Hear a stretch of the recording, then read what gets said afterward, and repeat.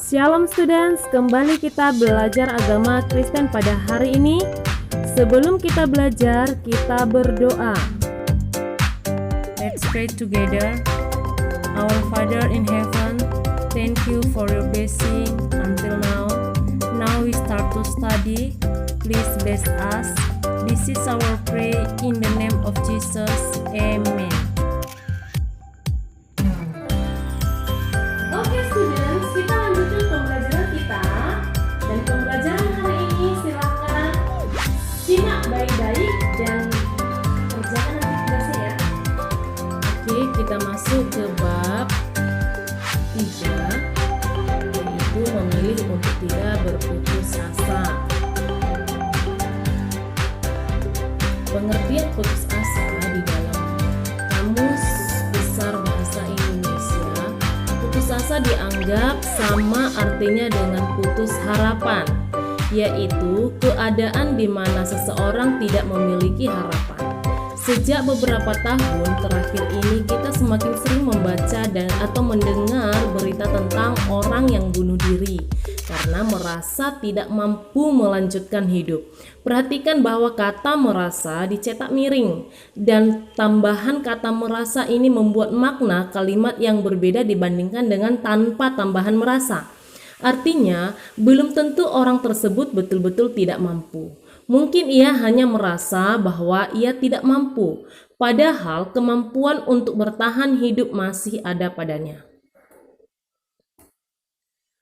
Di dalam Matius 6 ayat 25-34 ada 3 pesan yang disampaikan oleh Tuhan Yesus di sini. Yang pertama, bahwa kita tidak perlu khawatir untuk makan, minum, dan pakaian sebagai hal yang penting dalam hidup ini. Pemeliharaan Tuhan untuk kita jauh melebihi pemeliharaan Tuhan untuk burung yang tetap hidup karena makan yang disediakannya. Lihatlah juga pemeliharaan Allah terhadap bunga bakung yang indah. Ini semua menunjukkan bahwa Allah sungguh sangat memperhatikan kehidupan ciptaannya. Salomo adalah raja Israel yang paling kaya dibandingkan dengan raja-raja lainnya. Tentunya memiliki kemampuan untuk memakai baju yang mahal yang maha indah. Namun, keindahan baju Salomo tidaklah sebanding dengan keindahan bunga bakung. Padahal, apalah artinya bunga bakung yang hanya disamakan dengan rumput? Karena begitu hari berganti, keindahannya pun tidak ada lagi. Kekhawatiran akan kecukupan makanan, minuman, dan pakaian dimiliki oleh mereka yang tidak mengenal Allah. Tetapi mereka yang menjadi anak-anaknya tidak perlu memiliki kekhawatiran akan hal-hal ini. Mengapa? Nah, kita bisa melihat yang kedua, pesan Tuhan yang kedua, yaitu bahwa yang utama dalam menjalani kehidupan ini adalah mencari kerajaan Allah dan kebenarannya. Artinya, ketika kita mengutamakan untuk mengenal Allah, karya-karyanya, janji-janjinya, maka kita akan terpesona akan Allah yang sungguh sangat mengasihi kita, anak-anaknya. Allah selalu memberikan yang terbaik untuk kita. Kekhawatiran yang kita miliki tidaklah sebanding dengan apa yang Allah sanggup berikan kepada kita. Kekhawatiran kita tidaklah sanggup membuat kita menjalani hidup dengan nyaman.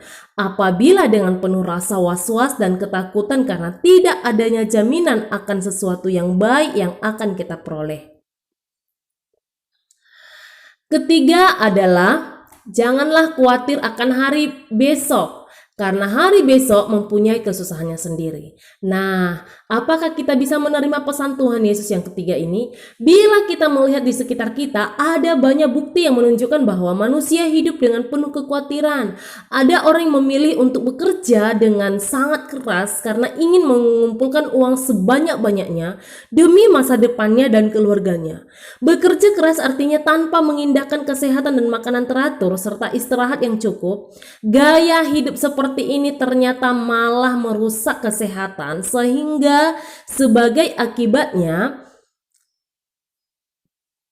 pada saat mencapai usia sekitar 40 tahun bisa menderita penyakit jantung atau diabetes dan sebagainya. Padahal menjaga keseimbangan antara bekerja dan beristirahat, memakan makanan secara teratur yang memenuhi gizi adalah penting untuk kelangsungan hidup yang baik.